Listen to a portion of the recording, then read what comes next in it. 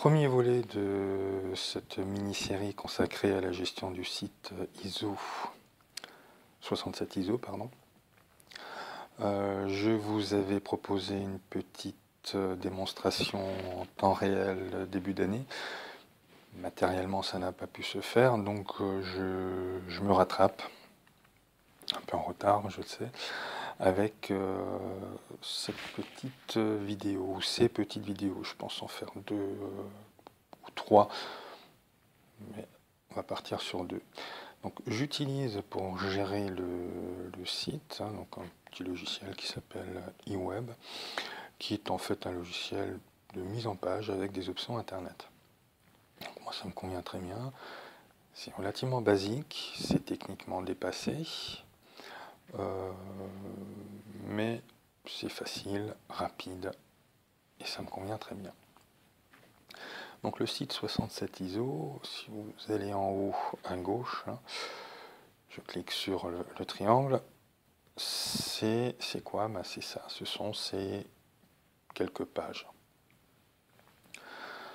Donc comme sur iTunes, si vous connaissez, on se retrouve avec une interface assez classique, une marge à gauche, avec, quand on clique sur un dossier, enfin un dossier, une page, voilà, la page qui s'affiche dans la fenêtre principale. En bas, j'ai une petite ligne qui rassemble les outils essentiels, indispensables, et puis en cas de besoin, j'ai toujours les menus, mais que j'utilise rarement. Donc une page web sur mon logiciel, et ben, c'est tout simplement un rassemblement de blocs texte et images. Donc la photo ici, c'est tout simplement une image. Je vais déplacer. Le texte ici, vous voyez qu'il est intégré dans un bloc texte, comme dans Word ou Publisher. Donc je vous montrerai après. J'ai des options de mise en page, pardon. Oui, j'ai besoin de plage et de soleil, mais des options de mise en page, tout ce qu'il y a de plus classique. Ça reste très basique, mais ça me suffit largement. Donc là, les images, je peux les manipuler, les agrandir, les déplacer, les aligner avec des traits d'alignement, etc. Donc, un petit CTRL-Z ne fait pas de mal. Voilà en gros la structure d'une page. Le menu navigation, je verrai ça dans la prochaine vidéo parce qu'on va aborder, parce que je vais parler de choses un peu plus techniques, notamment de code. Il y a un petit code HTML. Vous voyez les boutons, répondent à ce code-là. Mais bon, c'est pas la mort. C'est pas compliqué, ça a l'air comme ça un peu la chinoiserie, mais c'est pas compliqué. Donc je reviens à mes pages.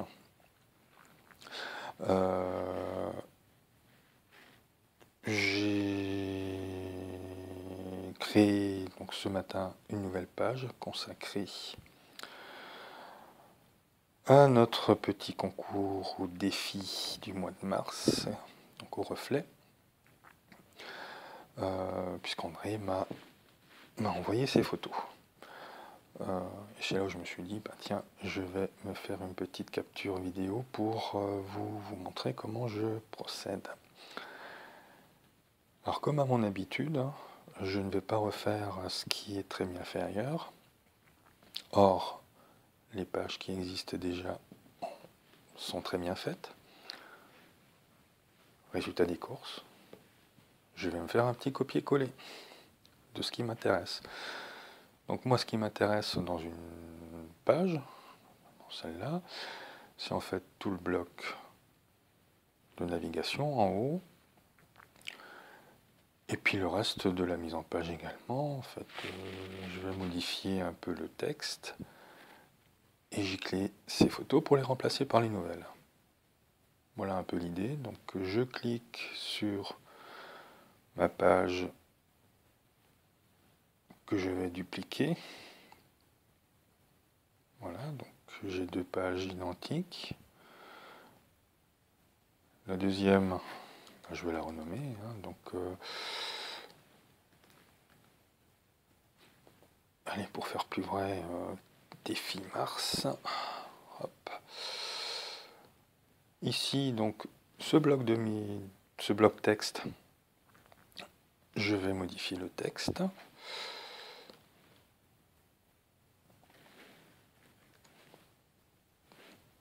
Ah, fichtre. Waouh. Fatigué ce matin. Voilà.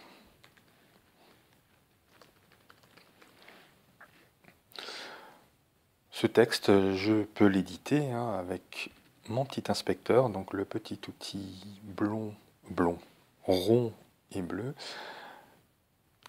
Cet outil a des onglets. Je choisis l'onglet texte, donc il y a des options d'alignement, de taille, d'espacement, etc. La police, pour la police, donc j'ai toujours en droite, en bas, l'outil police. Bon, j'y touche pas puisque par défaut j'ai réglé le texte sur du Verdana 14. Les titres étaient un peu plus grands, les légendes un peu plus petites. Mais là, de toute manière, comme je reprends la mise en page existante, je ne me pose pas de questions. Ici, c'est pareil. Hop. Je personnalise. Les photos, elles, sont intégrées dans un bloc prédéfini. C'est donc le bloc photo, c'est le cadre bleu. Donc ces photos, je vais toutes les sélectionner, donc pommard, enfin CTRL A, et les supprimer. Je me retrouve avec les photos du thème, les photos par défaut. Je ne vais pas m'en occuper puisque je vais les remplacer par les nouvelles photos d'André. Je prends le mail qu'il m'a envoyé. Hop. Je sélectionne les photos et je les glisse sur mon bloc, ou dans mon bloc plutôt. Voilà, j'ai mes photos. Après, il ne me reste plus qu'à personnaliser le bloc. Je clique sur le bloc. Donc je peux choisir le cadre, le nombre de photos par colonne, enfin par ligne plutôt.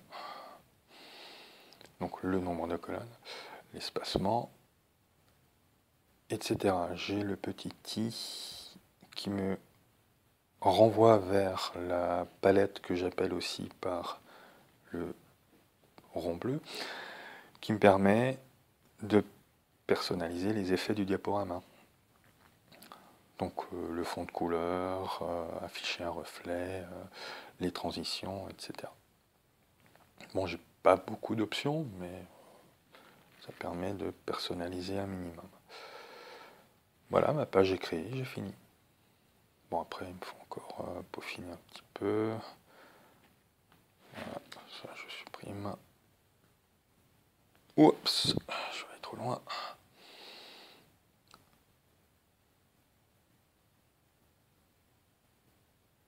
Voilà.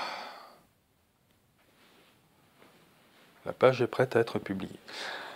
Maintenant, pour être publiée, il faut pouvoir y accéder, donc créer des liens. Et ces liens, j'en ai deux.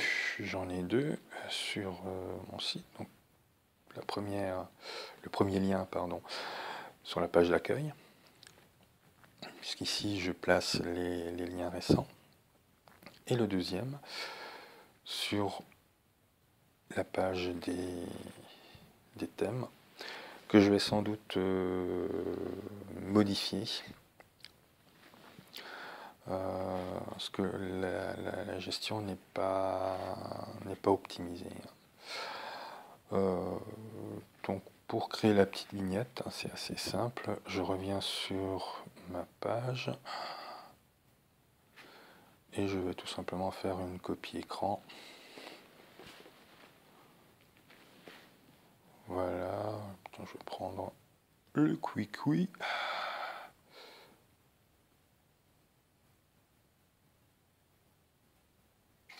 Hop.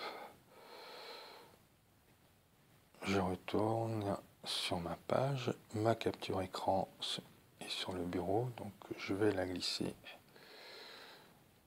ici. Et donc j'ai mon bouton. Mes boutons font 110 par 75 pixels. J'appelle toujours mon inspecteur, l'outil taille. La proportion, on s'en fiche. Vu la taille finale, petite déformation ne se verra pas. Voilà, j'ai mon bouton qui est exactement la même taille. Après, je l'aligne. Pomme. C'est là où j'ai toujours un peu de soucis. Et je le personnalise avec le cadre. Alors, sur cette page, qu'est-ce que j'ai comme cadre? C'est ça. Je crée un bloc texte pour mettre en dessous. Et je vais générer un lien. De sorte que lorsqu'on glisse avec la souris sur l'image, on a la petite main qui permet de créer le lien Internet. Donc je sélectionne mon image et dans ma palette d'outils, enfin dans mon inspecteur, j'ai un outil activé comme lien.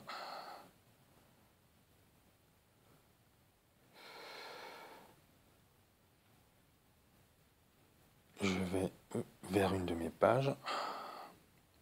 Et ici, j'ai toutes mes pages. Donc je cherche défi Mars. Et voilà. La petite flèche en bas de l'image me rappelle que j'ai bien un petit lien. Quand je passe dessus, voilà, quand je clique, d'ailleurs, je tombe dessus. Voilà. Cet élément, je vais le dupliquer également. Et le coller dessus. Pour vous montrer que c'est bien un outil de mise en page, cet élément, je peux le placer où je veux. Je peux notamment le mettre derrière. Voilà.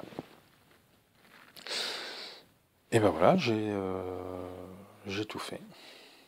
C'est fini. Il ne me reste plus qu'à publier. Alors pour publier, je reviens rapidement sur ma page d'accueil. Alors c'est pas la page d'accueil du site, mais du logiciel. Donc là j'ai toutes les données du serveur.